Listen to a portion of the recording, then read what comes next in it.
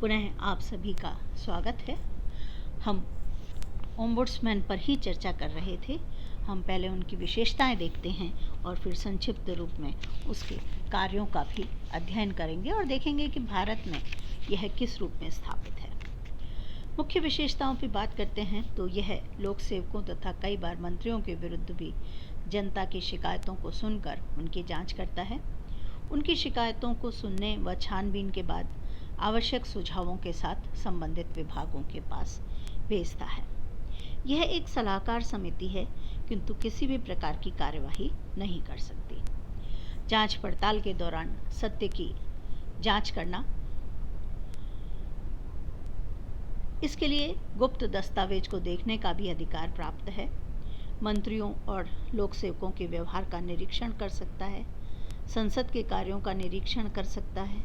यह संस्था जनता व सरकार तथा लोक सेवकों एवं विभागों के बीच एक प्रकार कोऑर्डिनेशन व्यवस्था स्थापित करती है।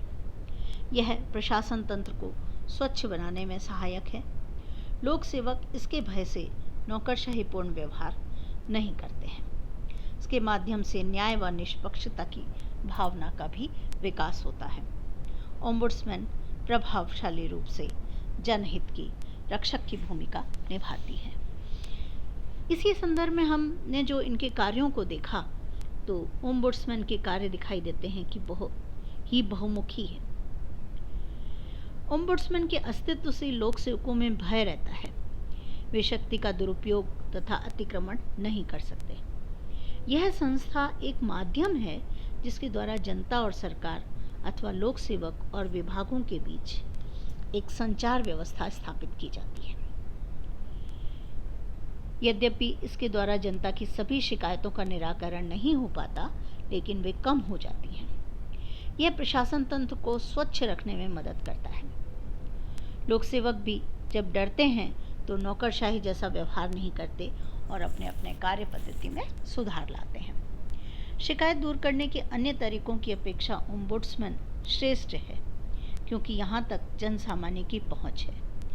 यह निष्पक्ष है, इसके कार्यकर्ता विशेषज्ञ होते हैं तथा यह आपस में भेदभावपूर्ण व्यवहार नहीं करता।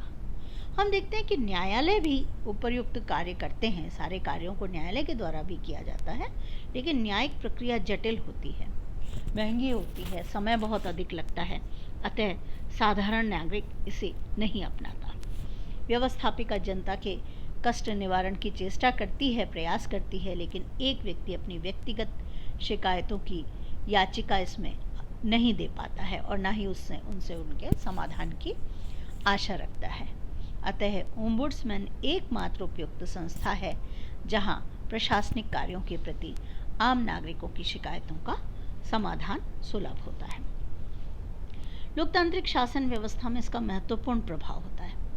यदि सरकार अनुत्तरदायी और जनहित के प्रति उदासीन हो जाए तो नागरिकों की हितों की रक्षा में इस संस्था द्वारा महत्वपूर्ण सहयोग दिया जाता है।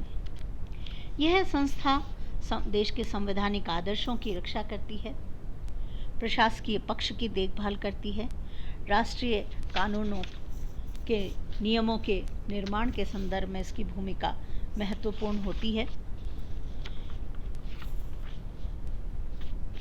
अगर हम इस संस्था के द्वारा प्रशासनिक अधिकारियों को स्वविवेक की शक्तियां और विशेषाधिकार जो उनके पास होते हैं उन पर नियंत्रण रखा जा सकता है।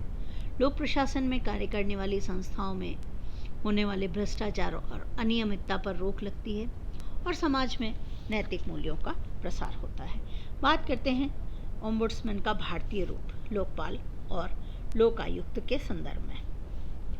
भारतीय प्रशासन में फैले हुए भ्रष्टाचार एवं पक्षपातपूर्ण प्रवृत्तियों पर नियंत्रण स्थापित करने के लिए राजस्थान प्रशासनिक सुधार समिति ने सबसे पहले ओम्बुड्समैन की स्थापना की सिफारिश की।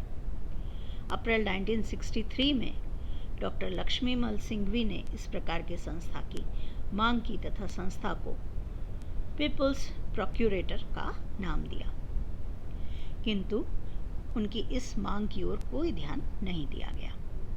1967 में पुनः एआरसी प्रशासनिक सुधार आयोग ने सिफारिश की कि हमारे देश की विशिष्ट परिस्थितियों में लोगों की शिकायत को दूर करने के लिए विशेष संस्थान होने चाहिए।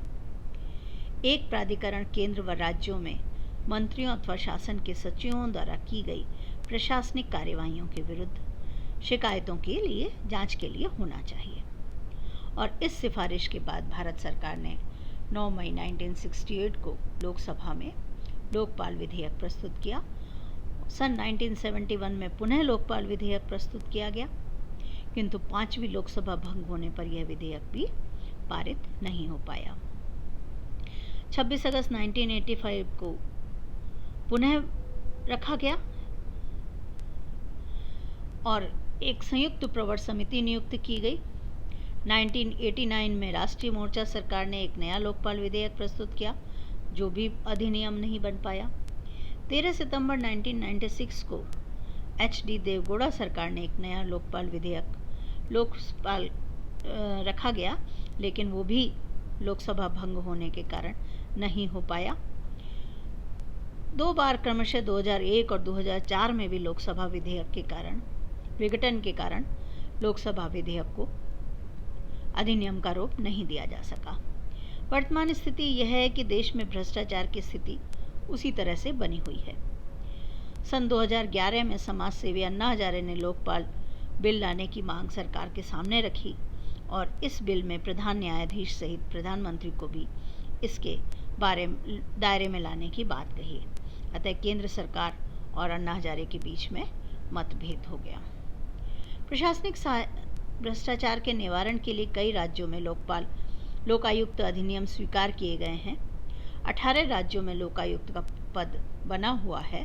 अधिकांश राज्यों में मुख्यमंत्री को लोकायुक्त की जांच की परिधि से बाहर रखा गया है। उड़ीसा में मुख्यमंत्री को लोकायुक्त की जांच की परिधि के अंदर रखा गया था, लेकिन बाद में इस प्रावधान को भी हटा दिया गया। हम बात करें तो अगर तुलना करते हैं तो भारत में जो लोकपाल लोकायुक्त है उसके बारे में और स्वीडन के ओम्बुड्समैन में, तो स्वीडन में यह संस्था बहुत ही प्रभावी है, बहुत ज़्यादा महत्वपूर्ण है। और भारत में केंद्र सरकार ने अभी तक लोकपाल संस्था अस्तित्व में नहीं है और राज्यों में जब इनका गठन किया गया है तो वो उतनी प्रभावी नहीं हो पाई हैं।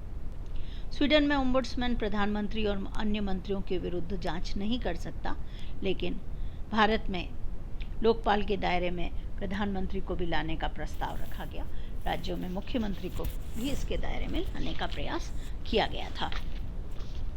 स्वीडन में न्यायाधीश, सैनिक प्रशासन, स्थानीय संस्था आदि ओम्बुड्समैन के जांच के दायरे में है, जबकि लोकायुक्त केवल मंत्रियों और लोक सेवकों के विरुद्ध जांच करता है। तो ये कुछ महत्वपूर्ण अंतर हैं जो हम देख सकते हैं कि स्वीडन के ओम्बुड्समैन और भारतीय व्यवस्था में क्या असमानताएं हैं। स्वीडन के ओम्बुड्समैन की व्यवस्था एक सशक्त, प्रभावशाली माध्यम है जो कि भ्रष्टाचार पर नियंत्रण रखने, भ्रष्टाचार पर अंकुश रखने में कामयाब हो सका है, जबकि भारत में यह अभी तक पूर्ण अस्तित्व में नहीं आया है। Thank you.